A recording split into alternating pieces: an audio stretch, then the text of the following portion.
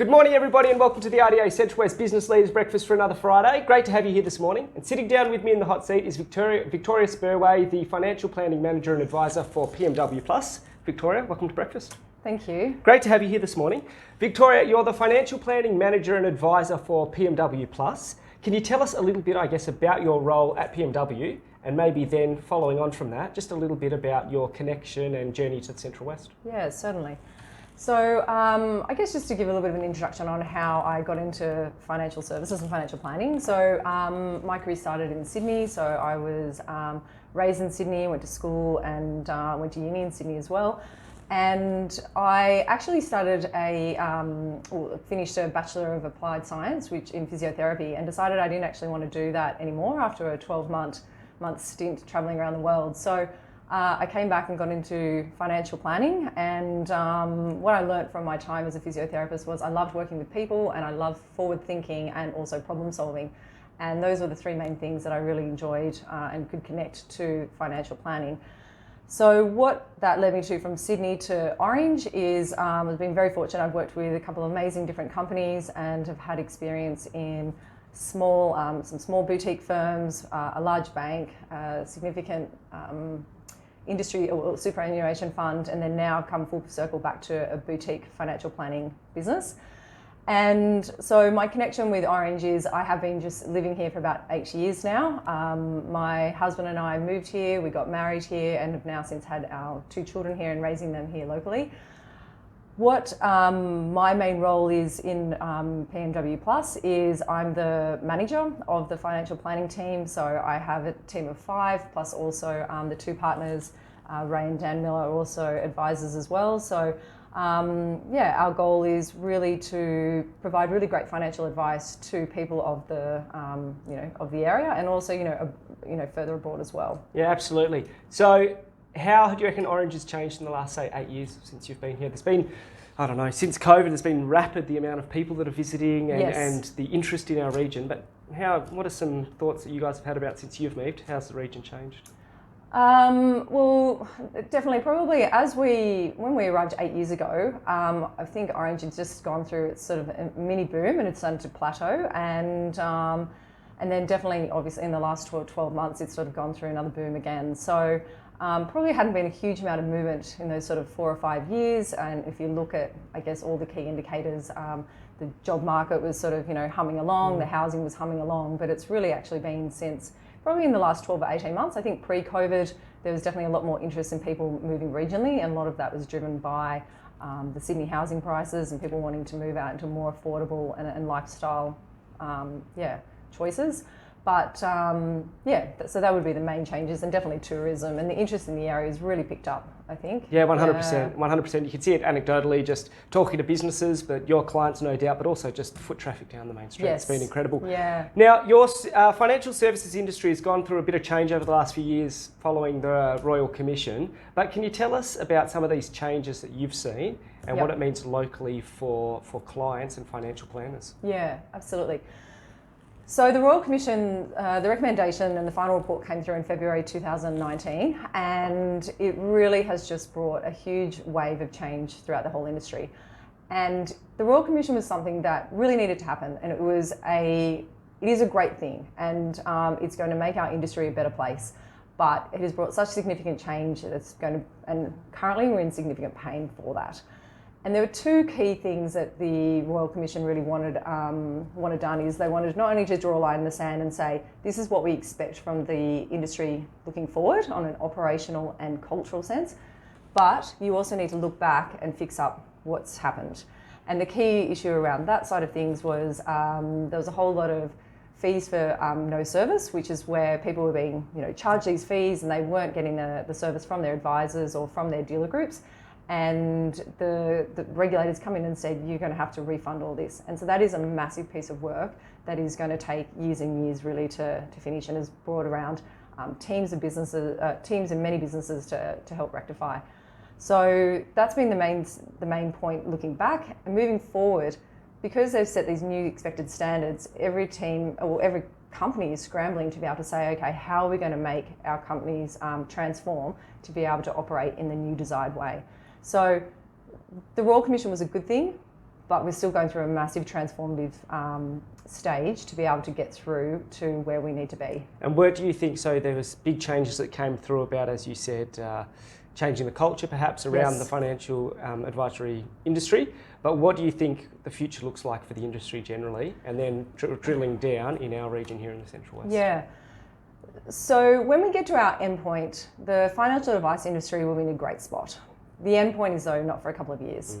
One of the key things that came through on the Royal Commission is an education expectation. And so with that, they set a mandatory exam for all advisors must pass. And all advisors must do that by the end of this year. And what we're seeing with that, I mean, that's sort of one of the lines in the sand, but it's really bringing forward a couple of things. We're seeing a lot of advisors actually leave the industry, and there's a couple. The reason for that is, yes, for the exam, and a lot of them are saying, well, look, I don't want to try and start these education requirements, which are expected in the next couple of years, which is having degrees and certain other standards and so forth. But so people are leaving that, so it's bringing on this early retirement, and also a lot of companies are looking at this is just going to be too hard. Giving advice is too hard, and it's a real shame because great advice does change lives.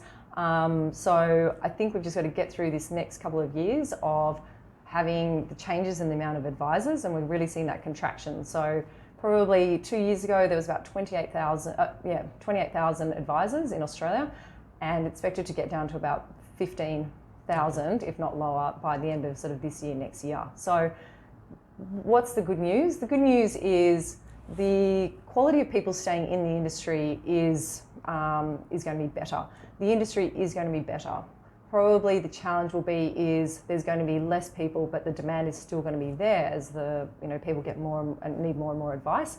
So it's going to be trying to find out, okay, where do we find that medium that advice is still affordable for people to come and get, but also sustainable for businesses to provide. And with all the different changes of the operation side of things that was put on us from the Royal Commission, providing advice is actually a lot more expensive now. It's not just, on the back of an envelope, which it was maybe 20 years ago. It's so much more compliance, and that is the time and the cost of especially probably advice. For small businesses and stuff like that. Yeah, absolutely. Now, a lot of your clients, I assume, are like small and medium businesses across the Central West. Yes. It's been a challenging period for them. Yeah. How have you seen some of your clients and businesses that you interact with adapt and try to pivot their business during that period? Yeah. So absolutely, look, the last, particularly in that shutdown period when everyone was, we're in a real unknown stage, businesses really had to pivot in two ways. They had to pivot operationally, so obviously so many businesses were forced to work from home. If not working from home, they had to set up all the safe distancing or the other different requirements that were put upon people. And so look, definitely there's a whole lot of push to moving more technologically and interacting each other, through teams and so forth. And then the other part was, how do businesses now connect with their customers or clients now that we're in this new state of working from home scenario? And look, it was really exciting. I think after everyone sort of got this point of panic, everyone got very innovative, and it was great to see, look, locally, we saw in the hospitality space with people who are delivering, people who are offering their food and their services, now more takeaway options. We had people moving their products to online auctions as opposed to just everything being, which is probably where we're going to be maybe in 10 years' time anyway, but COVID just forced the hand for everyone to move forward. Yeah, I think you're right. I think technology and how you interact with your customers, that's been a bit of a common theme through the Business Leaders Breakfast. Yeah. And I think you're right. It's fast-tracked some transitions that's going to hold businesses in our region in good stead into the future. Now, one of the other major announcements that came down the pipeline in the last couple of weeks was the federal budget. There was heaps of big infrastructure announcements as well, but from a financial planning perspective, there are a few other measures that were announced in the budget around some of the tax cuts and a few different other bits like that. Yep. What caught your eye as a financial planner for businesses in our region? Yeah, so from a financial planning perspective, I guess myself and another advisor who I work with, Mark Benzoli, we're both aged care accredited advisors. And so with that, we've noticed that we're getting a lot more people coming in and wanting to understand, as their loved ones are transitioning into aged care, which is happening more and more, how do they go about and how do they further understand the fees and the costs that are associated with it. And this is an area that we're giving, as I said, a lot more advice around. So definitely the 18 billion or so that the government has allocated to aged care is of interest. That's going to probably not help the residents as such. I don't believe aged care will be cheaper, but we're hoping that the quality of care is going to be better. And I think a lot of people don't understand that residential care, many of them are actually running at a loss. And so with the government coming in and helping their businesses, that's going to give a better outcome for that area and that sector, which will help will help the region. Two other areas that were really interesting is the more superannuation related is after age 65, you can't contribute into super unless you meet what's called a work test. And this is working 40 hours within a 30-day period. And they've said, let's remove this so people can keep contributing into their super for a longer period of time, even if they have stopped working. And so that's a really great thing as well. And then the third piece was just around the downsizer contribution. And so people may not be aware on how the downsizer contribution works, but previously if you were age 65 and you sold a house which you'd owned for 10 years or over, you could contribute part or all of that, the profits from that into your superannuation, and it doesn't go through the usual doors of super. So what they've done is they've said, okay, well, let's bring that down from 65 to 60 because they're seeing a lot of this turnover happening in markets as well and getting people more money into their super and retirement savings.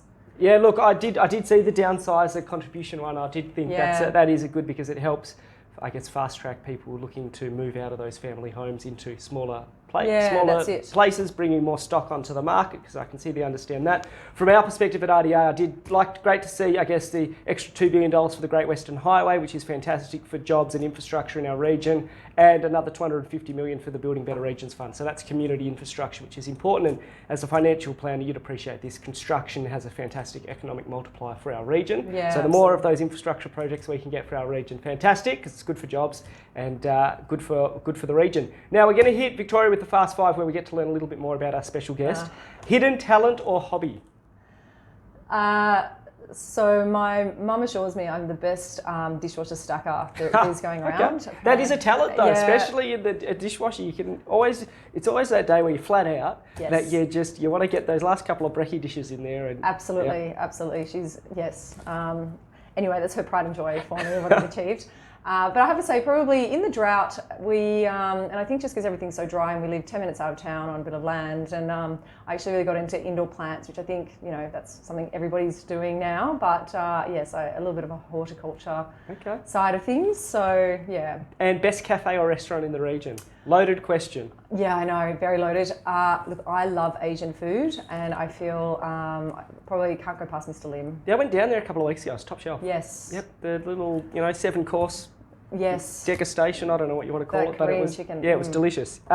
Hidden gem of the Central West. So this can be a person, a place, a venue, or a location.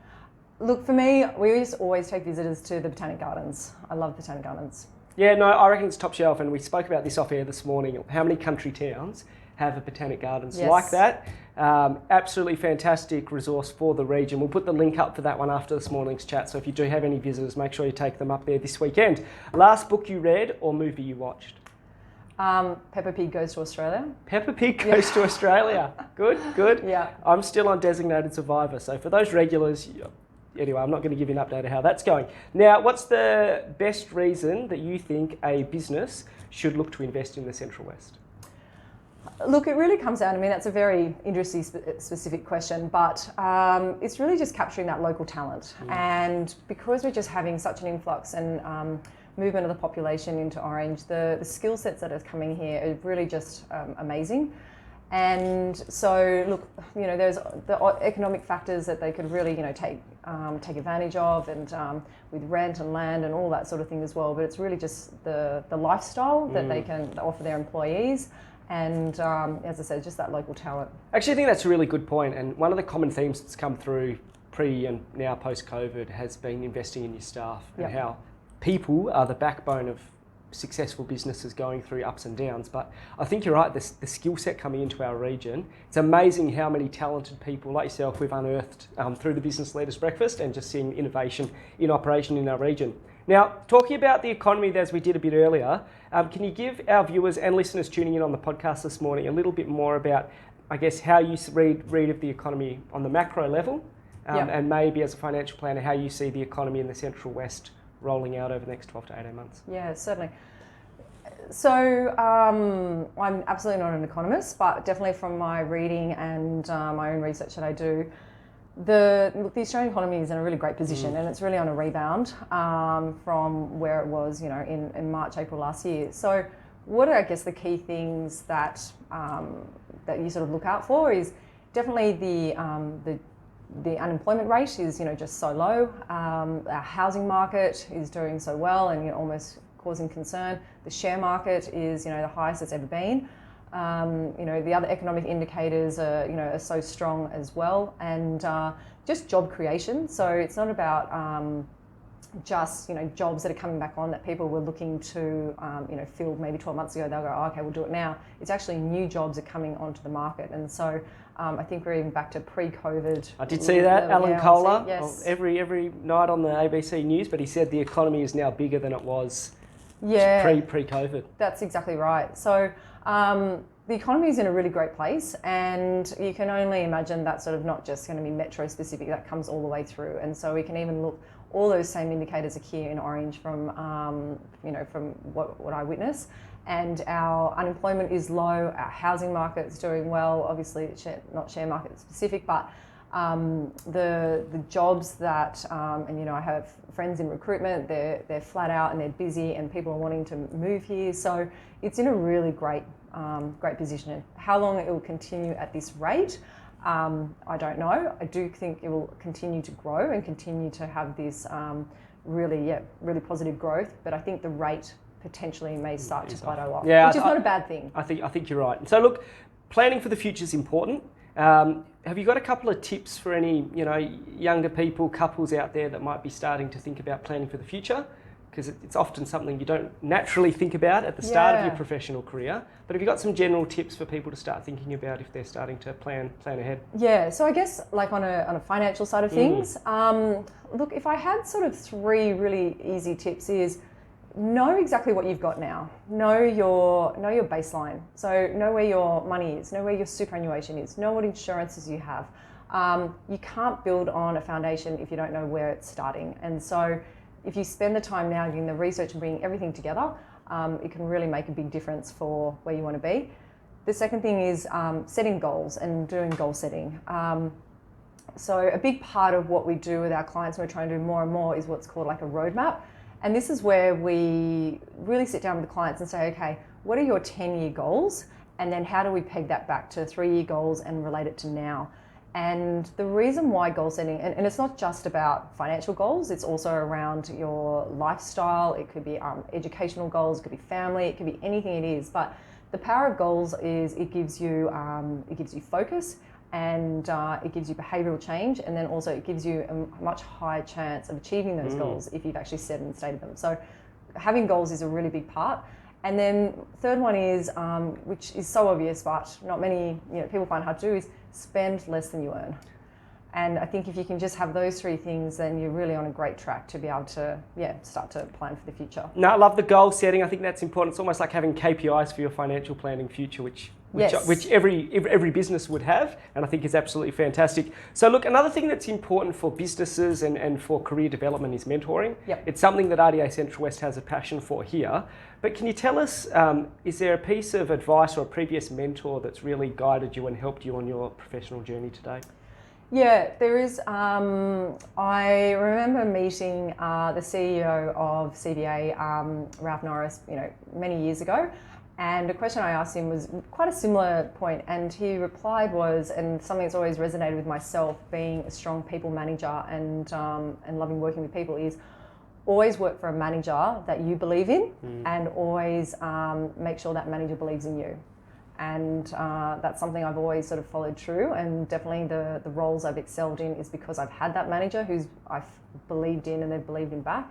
And in the roles that I haven't been as passionate or stayed in as long is because I haven't felt that same view. Now, I think that's really good advice, especially if you're a manager, getting that investment from your staff. will translate to better outcomes for your organisation. Yeah, I think that's absolutely. really sound advice. Now, planning for the future is important, and RDA Central West is holding a 6-session and business transition planning workshop in Canowindra on June 18th. We will put the details up for that one. Love a good cross promo on the Business Leaders Breakfast. But Victoria, PmwPlus through Western Rhone are going to present on the day. What kind of tips and advice do you think attendees might expect to get on the day? Yeah, so look, we're so lucky to have somebody like Weston, firstly in our business, and secondly living in our region. I mean, his experience and knowledge is second to none. So he's going to be talking a lot about business transition and also business succession. And this is just such a topical discussion point now, because everyone can start these businesses and they do a really wonderful job, but it's not until they decide that they can't work in the business anymore and they don't want to, and they haven't really thought about it. And it's really about giving people an idea around starting to really think about what are your goals for your business, where do you want to be, long term, and how are you going to start to transition out. And it's really not waiting for your hand to be forced. And that's why getting sick or being divorced or all these sort of things that can really cause a business to have to be transitioned without your before you want to do it. Before you want to do it. It's about opening that discussion and starting to get the communication going around it and people thinking. Yeah, look, June 18th, Canowindra Direct Services Club. Make sure you're there. We'll put the details up after this morning's chat, as I said. But we're coming towards the end of this morning's chat. Victoria, thank you so much for giving your time up this morning. But before we finish up, can you just look into the crystal ball a little bit, and what do you think the future looks like for the Central West over the next 12 to 18 months?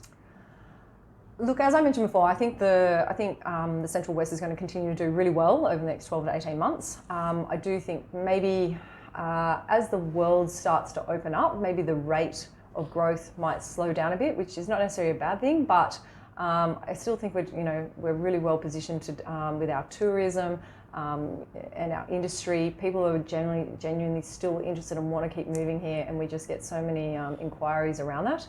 I also think that now with Orange also, getting to this point within its own housing market, it's going to move on to have other towns start to benefit as well. And so probably, smaller towns around us haven't necessarily had that growth, but they're going to now start to get the fruits of that, which is really wonderful as well. Yeah, absolutely. I think you're absolutely right. You could start to see that around the smaller villages. Surrounding Orange, where we are this morning. So look, that brings us to the end of this morning's chat. Victoria, thanks so much. But what's the easiest way for viewers and listeners tuning in this morning to engage with you or PmwPlus to learn more about the services that you guys provide? Yeah, great. So look, be more than happy for anyone to reach out to me on LinkedIn and start a conversation that way. Otherwise, if you'd like to learn more about our services, we obviously have a website and social media, and even just giving us a call and booking an appointment. Happy to go through anything that people would like to discuss. Now, easy. Thank you so much. We'll put the handles up for PmwPlus. We'll give you the details for Victoria's LinkedIn account after this morning. But Victoria, thank you so much for your time. Everybody else, have a great day, a great weekend. Stay warm, and we'll see you same time next week.